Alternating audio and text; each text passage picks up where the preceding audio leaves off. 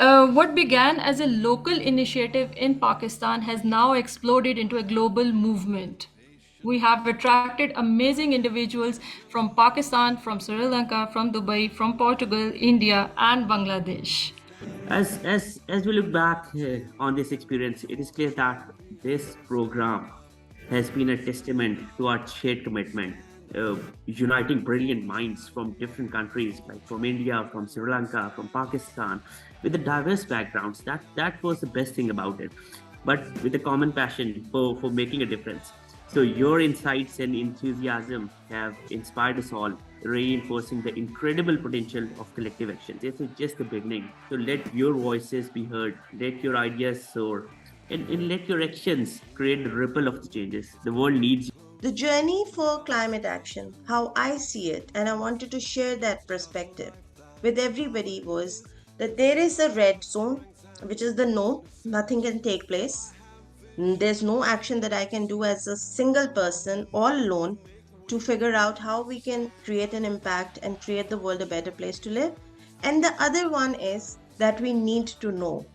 The sounds are the same, the actions, the criteria, the will, the structure that we want out of it is completely different. Any anybody who is working on a carbon capture, storage, and utilization area, CCUS, I think that's something which where the big money is coming in. The first thing maybe that you can do is action points. Write down exactly the thing that hurts you most. Two, if it is big and you can't do anything about that big thing right now, start talking about that big thing. Three, take these small actions which you can do at a personal level. Men out-migrate to urban areas, and which results in feminization of agriculture. Girl students who lose their schools during floods or any emergency, they are faced with child marriages. This kind of situation is such that you lock the whole generation in the impact of climate change. Problems. Whenever we are talking about the impact, what we call net zero, we say that the net impact on the environment should be zero of any kind of activity. In case of net zero, we always say that the step number one is that decrease the emissions. So by shifting towards renewable energy, we are going to decrease the emissions.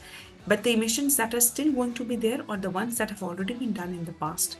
Now we find out ways that if there is a negative balance, we need to counter it with a positive balance. Funding from GCF to Pakistan and the projects that Pakistan has been implementing. Does anyone have any idea about how many Green Climate Fund programs have been funded in Pakistan?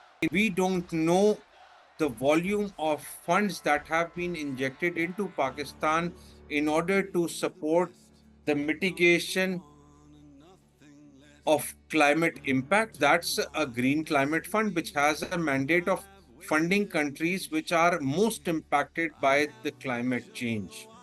Advocacy is something which is really required. We need to develop communication plans around that. Startups, technology, I would believe that only thing that can make a difference is all with all the other aspect. But if you want to have a very clear difference is to develop technology, why not to have a localized technology version? Youth can work on that. By bringing all these things together, we can be, helpful for that way.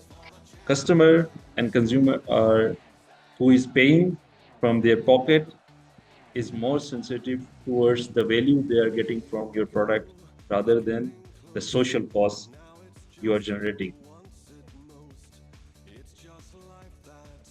It was really engaging, really insightful, and the one thing I most like about this fellowship is everyone insight and ideas was valued and discussed here. And also I really like the always welcoming atmosphere here, and that makes this fellowship a unique opportunity. Say is that this fellowship has actually introduced me to a plethora of people, a huge number of people who are actually making strides and efforts in adoption of green business and whilst I've been working with corporates where most of them do not know where to begin their sustainability reporting and adoption journey.